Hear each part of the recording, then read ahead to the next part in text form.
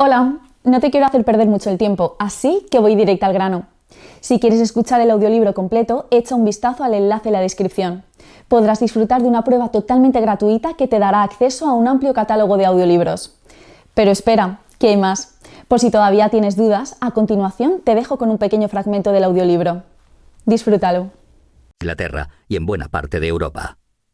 La visión que reflejaba en mi primer borrador, según la cual los ingleses habrían sido más duros en el trato con los esclavos que los holandeses, se vio modificada a raíz de las conversaciones mantenidas con el profesor Graham Hodge, que trata a fondo dicha cuestión en su libro Root and Branch.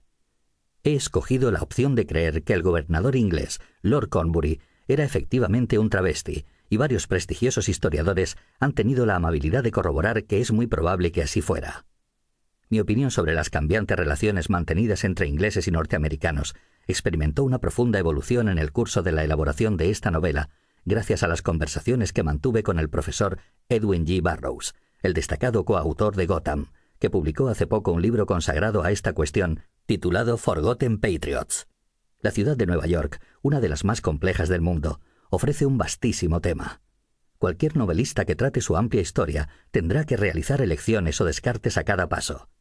Mi único deseo es que el oyente encuentre que este libro transmite, por lo menos, algo de la historia y el espíritu de este lugar por el que yo siento tanto afecto.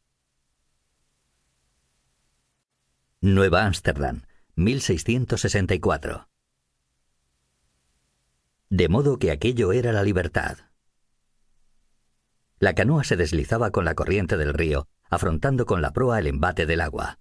Al mirar a la niña, Dirk von Deck se preguntó si aquel viaje no sería una terrible equivocación.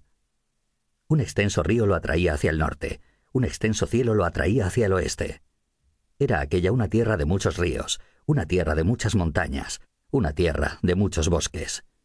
¿Hasta dónde llegaría? Nadie lo sabía. En todo caso, no con certeza.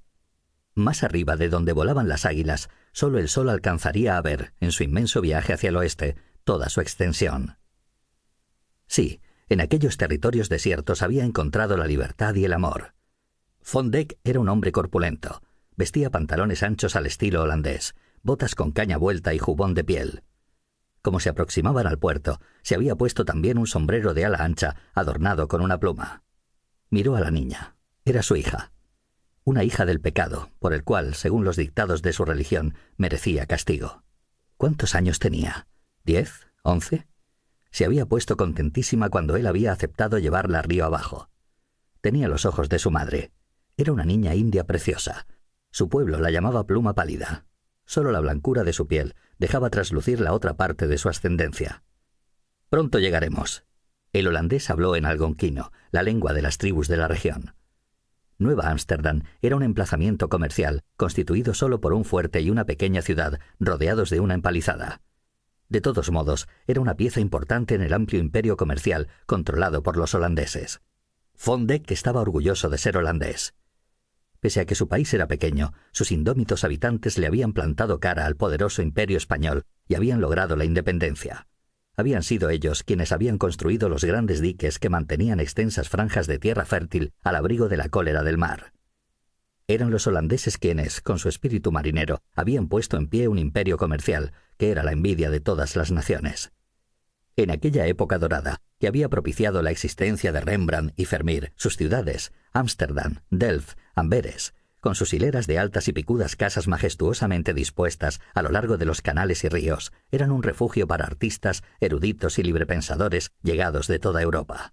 Sí, estaba orgulloso de ser holandés. En su curso bajo, el río estaba sujeto al influjo de la marea, que aquella mañana discurría en dirección al océano. Por la tarde, invertiría la tendencia para fluir hacia el norte. La niña miraba hacia adelante, en el sentido de la corriente. Sentado frente a ella, Von Deck recostaba la espalda en el gran montón de pieles, en su mayoría de castor, dispuestas en el centro de la canoa. Se trataba de una embarcación ancha y espaciosa, resistente y ligera a la vez, construida con corteza de árbol y que impulsaban remando 4 indios, 2 en la proa y 2 en la popa. Casi pegada a ellos, los seguía otra embarcación, tripulada por sus propios hombres. Había tenido que llevar aquella canoa india para transportar todo el cargamento que había comprado. En aquel día de finales de primavera, dejaban atrás un cielo cargado.